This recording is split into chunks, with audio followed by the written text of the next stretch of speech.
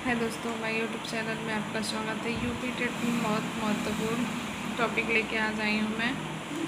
जैसे कि आज हम लोग हिंदी पढ़ेंगे, जैसे बेसिक से। कह रहा है कि हिंदी का विकास किस अपभ्रंश से हुआ है। तो हिंदी का विकास हमारा सौर श्रेणी अपभ्रंश से हुआ है।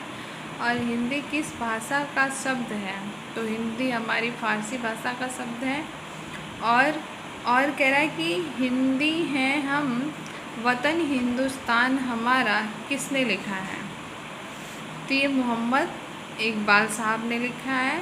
ठीक है, अब हम लोग व्याकरण के बारे में पढ़ेंगे। व्याकरण को हम लोग एकदम बेसिक से जानेंगे। जैसे व्याकरण दिया है तो इसका शाब्दिक अर्थ होता है कि किसी भाषा को भली भांति समझना व्याकरण कहलाता है। अब व्याकरण का संधि विच्छेद क्या होता है।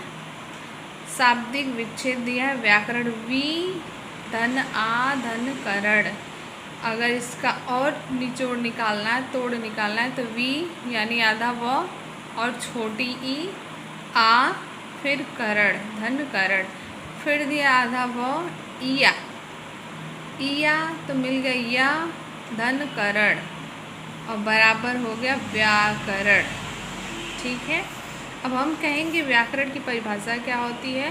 तो व्याकरण की परिभाषा होती है कि व्याकरण वह ग्रंथ है जो किसी भाषा के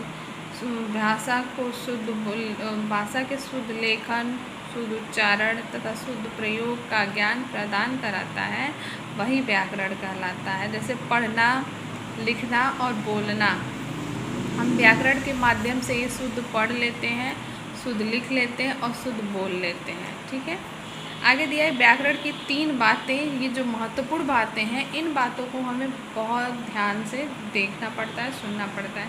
जिसे कह रहे हैं शुद्ध शब्द उच्चारण करना यानी कि बोलना। शुद्ध जो है उच्चारण करना यानी बोलना, शुद्ध लेखन यानी लिखना, और शुद्ध प्रयोग करना यानी प्रकट करना। मान लीजिए कि अभी हम आपको ये पढ़ा रहे हैं, इसमें कोई भी कमी अगर आ जाए, मैं शुद्ध उच्चारण ना करूं, तो मेरा ये व्याकरण ठीक नहीं है। ठीक है, और आगे हम लोग अगला देखते हैं।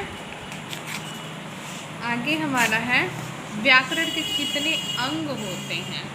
तो व्याकरण के हमारे 3 अंग होते हैं। एक होता है वर्ण विचार, शब्द विचार, वाक्य विचार। ठीक है, तो वर्ण विचार जो हमारा होता है, ऐसे सार्थक ध्वनियाँ जिसके खंड नहीं किए जा सकते हैं। ठीक है, उसे वर्ण कहते हैं। वर्ण उस मूल ध्वनि को कहते हैं जिसके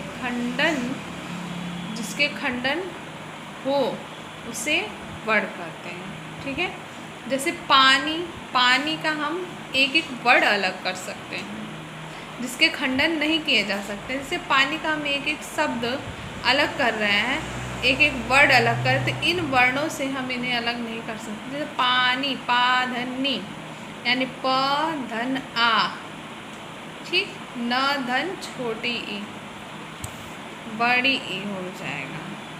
ठीक, पानी। और दिया है भाषा की सबसे छोटी इकाई वर्ण होती है, और भाषा की सबसे छोटी मौखिक इकाई ध्वनि होती है। भाषा की सबसे छोटी लिखित इकाई वर्ण होती है। अर्थ के आधार पर भाषा की सबसे छोटी व सबसे बड़ी इकाई शब्द होता है।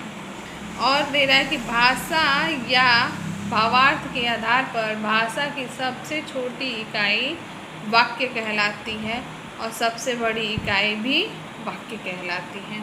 तो आज के लिए बस इतना ही।